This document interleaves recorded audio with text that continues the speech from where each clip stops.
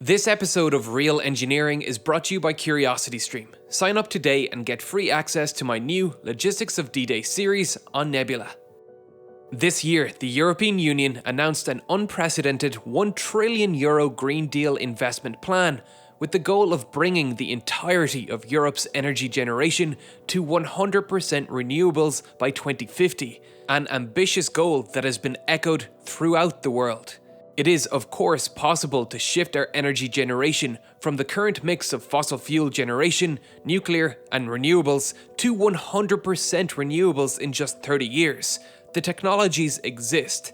That €1 trillion can go a long way to achieving this goal. And in this new Real Engineering series, we are going to explore the type of projects this green energy plan will help fund. To give ourselves the best chance of achieving that goal, ham-fisted goodwill endeavours to increase renewable percentages need to be avoided.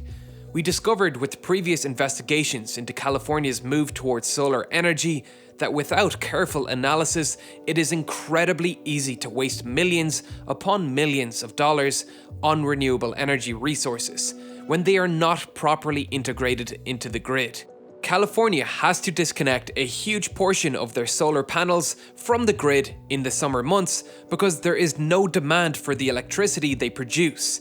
The wasted power is continually rising as more and more solar panels are installed, with a record high curtailment of 190,000 megawatt hours wasted in April 2019. Enough to power 17,300 homes for an entire year. Wasted energy is wasted money. But what if I told you that this waste could have been avoided without the need for expensive energy storage? In this episode, we will explore the planned European supergrid. The primary reason California curtailed that sickening quantity of power last year was because its level of interconnectivity with its neighbouring states is dismally low.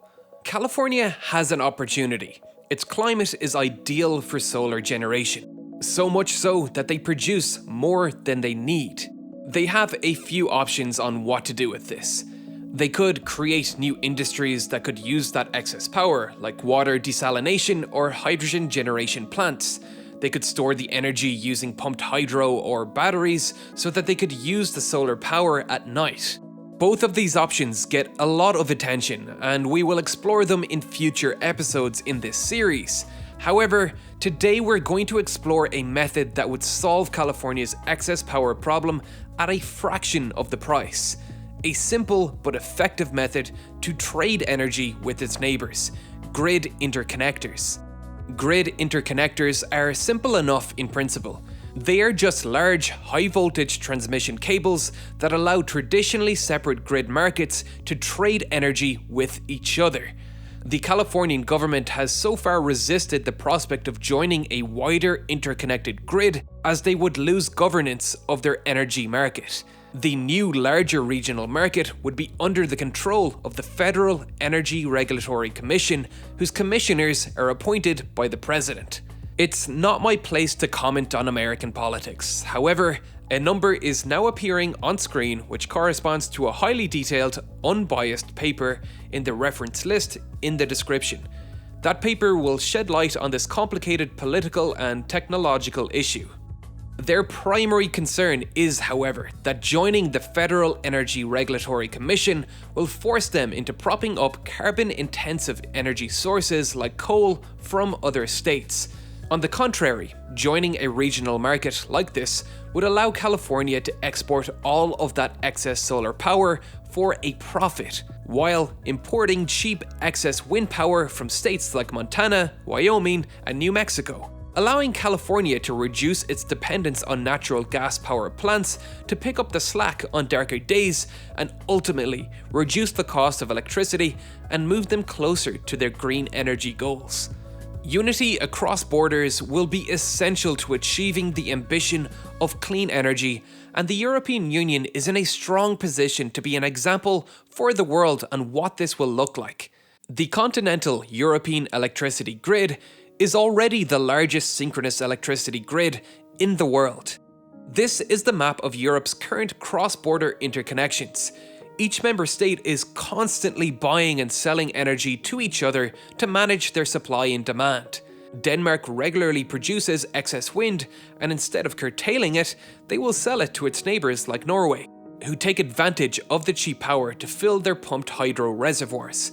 They can later release the water and sell the electricity when demand is high. Interconnection like this creates a more diverse source of power, where different regions can benefit from their advantages in climate and geographic features.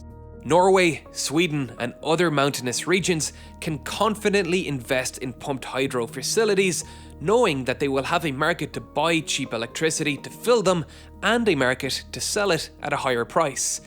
Western regions of Europe can take advantage of the strong Atlantic winds. Iceland and Italy can increase investment in easily accessible geothermal power, while sunny southern regions can continue building cheap solar farms. You don't even necessarily need to send power over long distances, which can result in transmission power losses. If Spain is generating an excess of solar power, while Denmark is producing too little wind, France can act as an intermediary, buying cheap solar power from Spain and selling some of its own nuclear power to Denmark instead. This requires a common market and a high level of cooperation between members, but if it succeeds, it is estimated that a well-connected grid will save European customers between 12 and 40 billion euro annually by 2030, all the while reducing pollution from fossil fuels.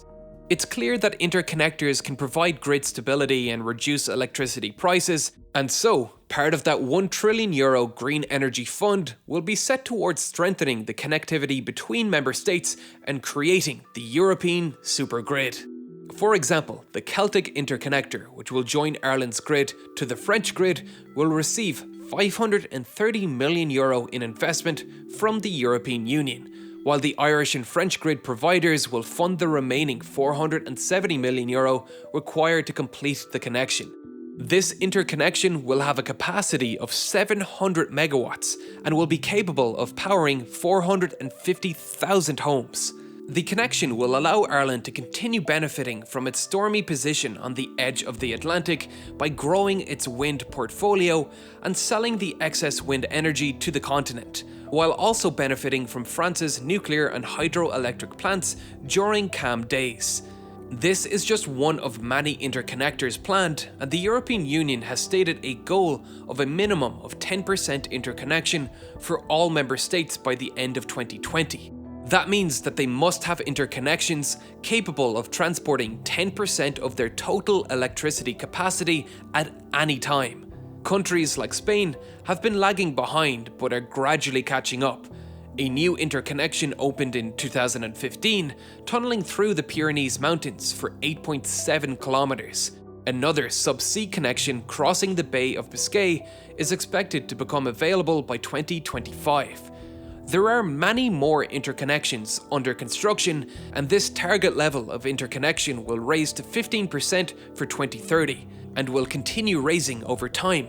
Eventually, this will grow into what is being dubbed the European supergrid, which could eventually grow to even include solar energy-rich North Africa. These developments may seem trivial, but they are critical first steps towards a cleaner future. Europe's energy market is undergoing a seismic shift. Oil pipelines and coal shipments are being replaced with grid interconnectors and wind turbines. With the ability to export excess renewable energy, countries are incentivized to continue growing their renewable portfolio as they can increase their exports and ultimately improve their economy. Our cities and countries are constantly undergoing change. In our short lifetimes, it's easy to think that technologies like fossil fuel power are here to stay, but they, just like the water wheel, will soon become archaic. We get a great perspective on the ephemeral nature of our technologies and societal norms by learning about the growth of ancient cities. My friend Dave from the City Beautiful YouTube channel recently released an amazing documentary detailing the rise of a city that spawned an empire, ancient Rome. This is one of many fantastic original series on Nebula, the streaming platform created by creators for creators. You can watch it and my new series, The Logistics of D-Day, where I discussed the logistical planning and engineering that made the largest amphibious assault in history possible. The cheapest and best way to gain access to these series is by signing up to CuriosityStream, who are now bundling Nebula with every sign-up for just $2.99 a month. For that $2.99 a month, you will get access to thousands of documentaries from some of the world's best documentary makers and get access to Nebula. With Nebula original series like this, ad-free videos, iOS and Android apps, and an algorithm-free platform where creators are free to create what they want, how they want. Nebula is the best way to watch your favorite educational YouTubers like City Beautiful, Polyphonic, Midlife Crisis, Thomas Frank, and many more. As always, thanks for watching and thank you to all my Patreon supporters. If you'd like to see more from me, the links to my Instagram, Twitter, subreddit, and Discord server are below.